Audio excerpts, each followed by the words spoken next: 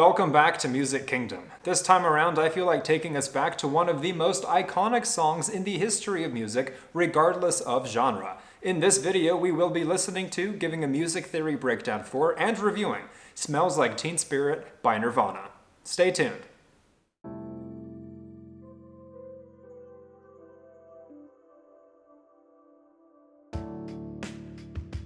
Hi everyone, my name is Francis. If you are a fellow nerd for music, such as myself, and you appreciate not just reactions but in-depth reviews and analysis of songs, click the like button and subscribe to the channel. And of course, if you'd like to support the work I put into these videos, you'll find various links in the description below. Alright, now before we give the song a listen, first let's briefly talk Smells Like Teen Spirit by Nirvana. Smells Like Teen Spirit is from Nirvana's second studio album titled Nevermind, released in 1991. The unexpected success of the song propelled the album to the top of several charts at the start of 1992, an event often marked as the point when grunge entered the mainstream. It was Nirvana's biggest hit, charting high on the music industry charts around the world in 1991 and 92, and was number one on the charts in Belgium, France, New Zealand, and Spain. It was met with wide critical acclaim and was described as an anthem for apathetic kids. Although Nirvana grew uncomfortable with the mainstream and commercial attention the song brought to them, listeners and critics continued to praise Smells Like Teen Spirit as one of the greatest songs of all time. When asked about the song, Kurt Cobain said, quote, "I was trying to write the ultimate pop song. I was basically trying to rip off the Pixies. I have to admit it, when I heard the Pixies for the first time, I connected with that band so heavily that I should have been in that band, or at least a Pixies cover band. We used their sense of dynamics, being soft and quiet and then loud and hard." Now interestingly, the title of the song was from a phrase written on Cobain's wall by his friend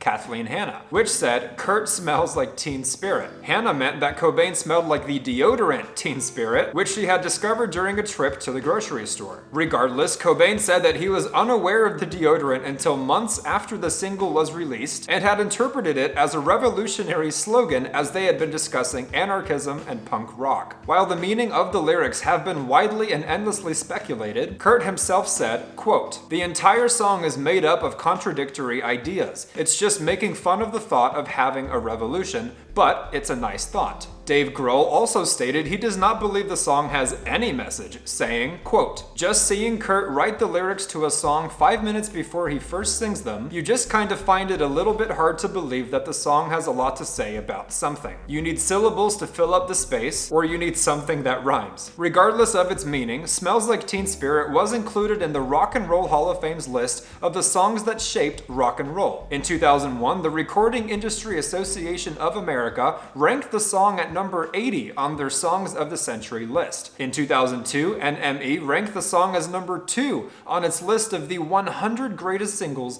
of all time, while Kerrang ranked it at number 1 on its list of the 100 greatest singles of all time. In 2017, it was inducted into the Grammy Hall of Fame, and in 2021, Rolling Stone ranked Smells Like Teen Spirit 5th on its list of the 500 greatest songs of all time. So in the end, quite a literally iconic song, and I hate when people loosely use the word iconic. And ultimately, quite the history lesson as well. As a self-proclaimed music nerd, I always like to geek out over the context of whatever it is we're reviewing. And so, at long last, with all that out of the way, it's finally time we give the song a listen, and just a heads up, I will be pausing a couple times to share my thoughts, but ultimately to avoid any copyright strikes. And of course, as always, be sure to stick around after the song for a music theory breakdown from our expert, and then we're going to divide the song into specific categories, grading them each, averaging them out, and arriving at an overall score.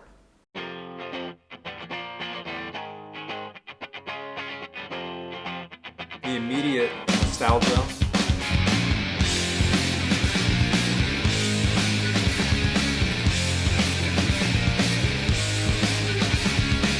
I may not have been alive in 1991, but obviously you grow up with a song like this.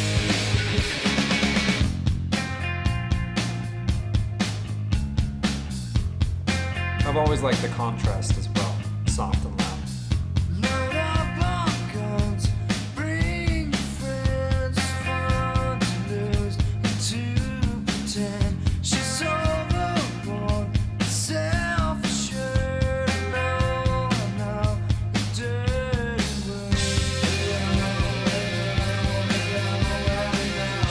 The build-up always gets you so hyped.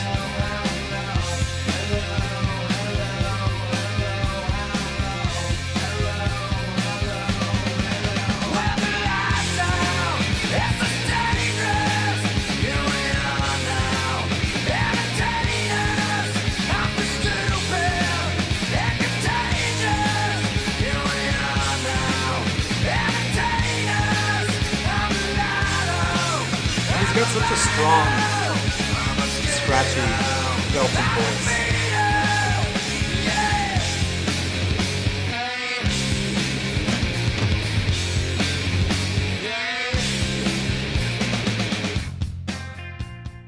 Thoughts so far, it really is a staple. Regardless of however many times I have heard it or most people have heard it, I would assume that it's still very welcome, that at least for me it's still very fresh. I'm not sick of it in the slightest. Granted, I've never been super into the work of Nirvana, so while I've heard it plenty of times, it's not like I've overheard it, which I think is good in this case because I'm able to hear it with fresh ears. While I do acknowledge its message is iconic, obviously it's not super well written. I would even argue to an extent that the verses are better written than the chorus. But the chorus is legendary, so what do I know? As praised as the song is, and rightfully so, I'm glad that on this channel we can listen to it for what it is, which could be for better or for worse.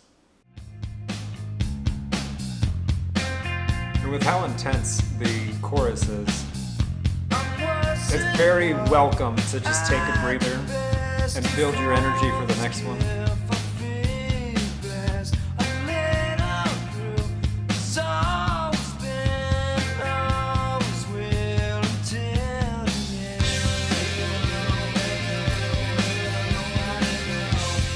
Honestly, without reading the lyrics or eventually coming to know them, it does sound like a lot of gibberish where your mind pretends, you know.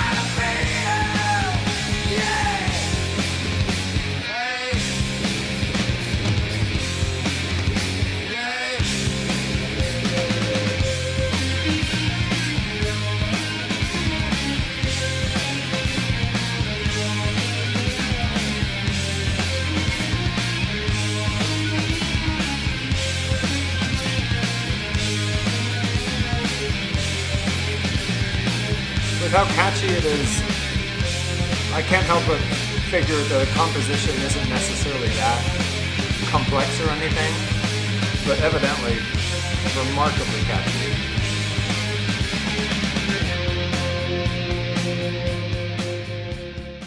I'm a Skittle, I'm a Beetle, yay! It's interesting how my mind immediately goes back to a YouTube video I saw eons ago, which was basically like a bad lip reading or misheard song lyrics type of video, and I tell you, listening to this song ever since has never been the same. On a more serious note, however, it is obviously well done and has evidently stood the test of time. I also think it's extremely important to acknowledge context, because without context, if you're listening to this song, yeah, it's good, yeah, it's fun, but understanding how significant this was and how many new ears were exposed to a song like this during a time when this really wasn't the mainstream sound. The birth of grunge had to start somewhere, and I can only imagine for people who weren't into it, how crazy this must have been. For many, in a bad way, but for many others, very welcome.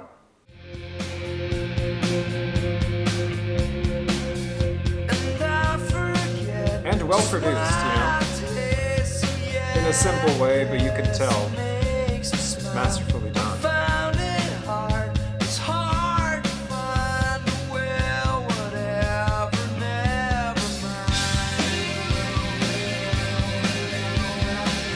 The atmospheric guitar, for example, how it all works together.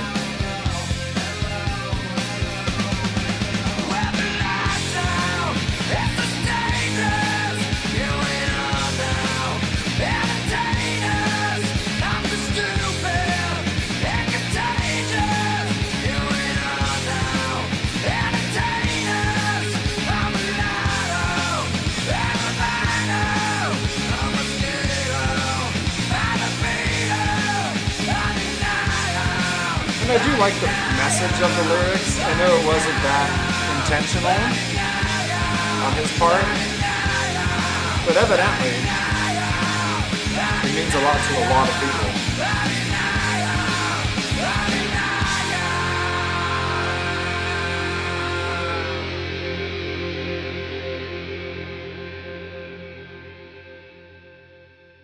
As good as it is, I'm glad they know when to wrap it up. Alright, initial thoughts before we go to the expert's corner and before grading the song. Obviously, I don't mean to insult the song because it is literally legendary, but as opposed to many other songs I've reviewed on this channel, I just don't have a ton to say. I can absolutely appreciate it for what it is. I do think it's overall well done. I think the vocals are strong enough. I think the lyrics are coherent enough. Production is minimalistic. Composition probably follows suit. I think the strongest thing that this song has going for it regarding the categories that I grade songs in would be originality. Otherwise, I'm really not sure how it's going to score. And so in the meantime, while I get my gears going, let's go to the expert's corner for a music theory breakdown and to see how he grades the song's composition. Welcome to the Expert's Corner. This is Smells Like Teen Spirit by Nirvana, and I'm here to give it a composition score. This one's in the time signature of 4/4, and it's in the key of F minor. So in this song, you've got one main riff, and it repeats itself throughout 99% of the song. Let me go ahead and show you what it is. It's all power chords. You've got F power chord, B flat power chord, A flat power chord, and D flat power chord.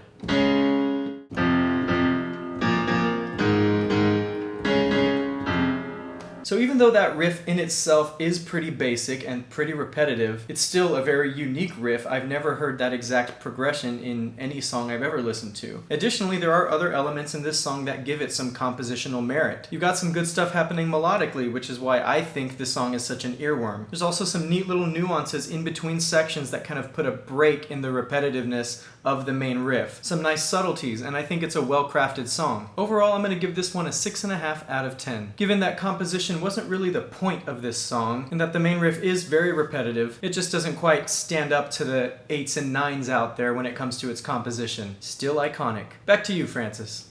A very special thank you to our expert for providing a music theory breakdown and giving the song's composition a modest 6.5 out of 10. To be fair, I have not watched his segment yet, but that sounds about right. And now it's time to divide the song into 4 more categories, grading them each, averaging them out, and arriving at an overall score. Starting off with the category of production specifically, I was going to go a bit lower. However, upon some thought, I will be giving it a great 8 out of 10. As mentioned, it is a simple production, it is a minimalistic production, as is the nature with genres like hard rock or metal. So typically with that in mind, if it's well done enough, I would give it a solid 7, which is good. However, in a song like this, in my opinion, while it is simple, while it is minimalistic, it is very committed to the overall aesthetic of this song. Not to mention how legendary the aesthetic of this song would become. Whether it be details like a certain effect on the vocals, whether it be the overall aesthetic of the guitar kind of lingering throughout, and while it is similar enough to composition, even still, the intentional decision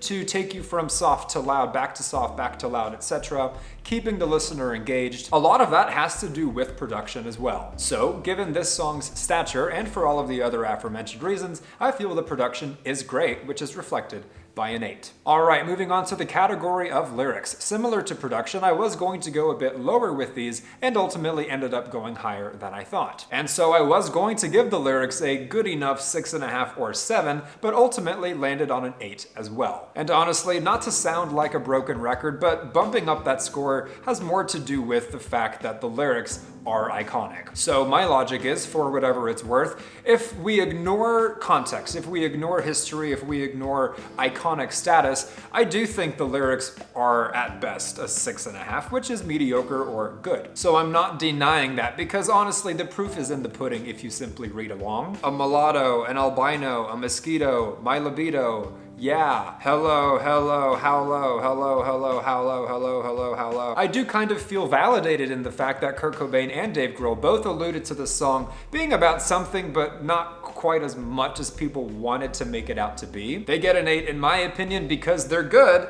but their stature kind of just bumps it up. And to be honest, I think I'd be a bit of a fool to just totally discount that. Alright, up next we've got the category of vocals, and this one honestly was the easiest for me. I'm giving them a very good 7.5 out of 10. I do think Kurt Cobain has a nice voice, but I don't think he has a great voice, nor do I think he has a bad voice or even a mediocre voice. It's right there, which is very good, just not quite great. I acknowledge it is difficult to give that raspy, scratchy, belting sound during the chorus. Not everyone can do that. But are you displaying immense vocal talent or skill or versatility in the form of either falsetto, vibrato, vocal runs, a metal growl for instance, so on and so forth? No. But is it a good performance nonetheless? Absolutely. And of course, not to be a broken record, but is it legendary? Absolutely. Okay, arriving at our final category of originality, which in my opinion is this song's saving grace above all else, I'm inclined to give it a very rare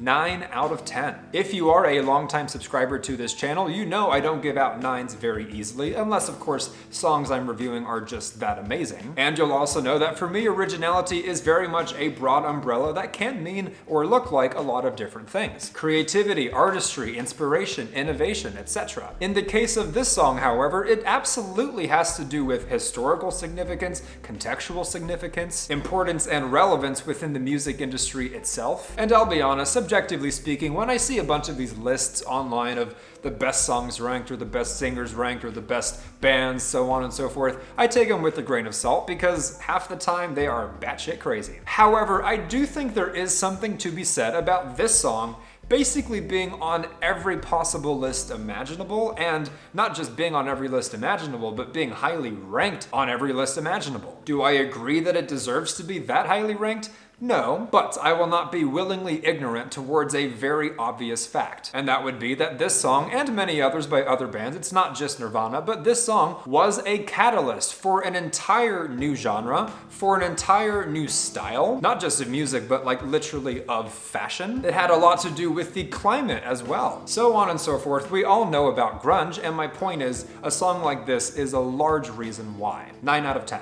So now if we add it all up, including the expert's composition score, and average it out, Smells Like Teen Spirit by Nirvana from their second studio album titled Nevermind, released in 1991, gets a very good but not quite great 7.8 out of 10. Which I guess if you round up to an 8 would make it great, but for the aforementioned reasons, in my opinion, I do feel like this song is very good. However, for what it is musically, context aside, perhaps not quite worthy of its enormous reputation, which, as you'll note, I did take into account. Nonetheless, that is just our assessment. So in the comments down below, let me know if you think I am batshit crazy, right on the money, or somewhere in between, as well as what other songs by Nirvana or whoever else you would like for this channel to review next. As mentioned, if you are a fellow nerd for music, such as myself, click the like button and subscribe to the channel. And of course, if you'd like to support the work I put into these videos, you'll find various links in the description below. This has been another edition of Music Kingdom. Thank you so much for listening with me, and I'll look forward to jamming with you in the next one.